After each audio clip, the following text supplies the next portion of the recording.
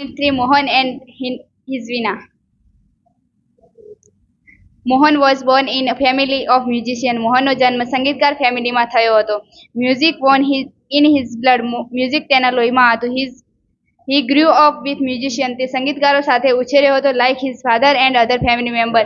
બીજા ફેમિલી મેમ્બરો અને તેના પિતાની જેમ. He was intentionally talented. તેને શરૂઆતમાં તાલીમ આપવામાં આવી હતી ઇન વોકલ મ્યુઝિકની. And then he tried his hand at the violin. અને તેને પછી તેના વાયોલિનમાં હાથ અજમાવવાનો પ્રયત્ન કર્યો હતો. When he was about 10, જ્યારે તે 10 વર્ષનો હતો, he started liking sitar. તેને સિતાર ગમવા લાગી હતી.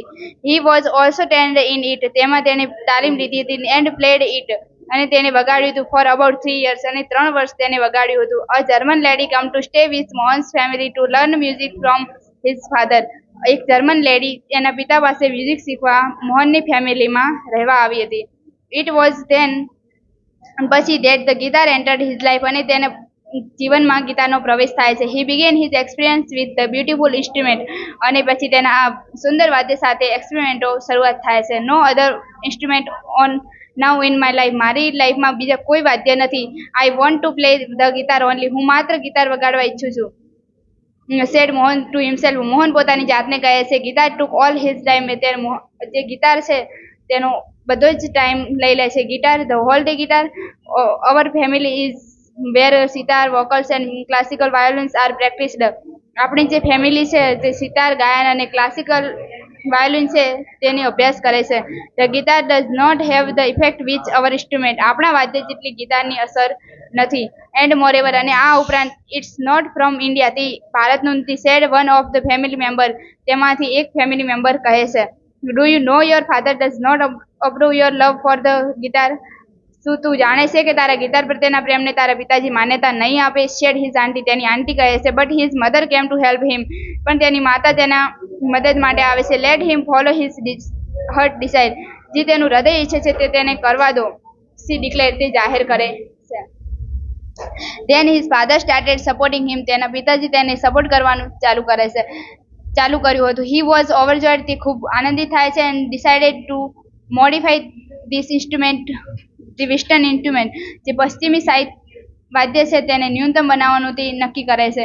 હી tried to make it suitable for playing pure Indian classical music. જે શુદ્ધ ભારતીય શાસ્ત્રીય સંગીત છે તેને અનુકૂળ રીતે બનાવવાનો પ્રયત્ન કરે છે. He spend 2 more years with guitar only. તે વધારે 2 વર્ષ ગિટાર સાથે પસાર કરે છે. One evening there was a gathering of close family friends. નજીકના ફેમિલી મેમ્બરો સાથે એ સાંજે તેઓ ભેગા થાય છે. In the small gathering. આ નાના મેળાવડામાં Mohan's brother sister and nephew played music on their classical instrument. તેના ભાઈ બહેન અને ભત્રીજાઓ શાસ્ત્રીય સંગીત વગાડે છે. There was a great appreciation. તેમના ખૂબ વખાણ થાય છે. મોહન ટુ એક્સપ્રેસ હિઝ વિશ ટુ પરફોર્મ. મોહન પણ તેની પરફોર્મ કરવાની ઈચ્છા રજૂ કરે છે. He played on guitar. તે ગિટાર વગાડે છે. After his performance. તેના પરફોર્મન્સ પછી અ રિલેટિવ સેડ. એક સંબંધી કહે છે. You need to work very hard with a new instrument. આ નવા વાદ્ય સાથે તારે વધારે વર્ક કરવાની જરૂર છે. One of the relative said. તેમાંના એક સંબંધી કહે છે. If it were sitar. જો તે સિતાર વગાડ્યું હોત તો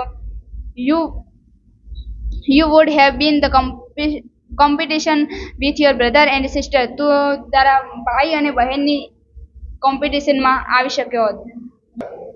you have already spend 2 years on it. તું આના પર 2 વર્ષ પસાર કરી ચૂક્યો છે. But still this instrument needs more. પણ આ વાદ્ય છે વધારે સમય માંગે છે. After his performance someone said. તેના પરફોર્મન્સ પછી the sitar sound is like following stream.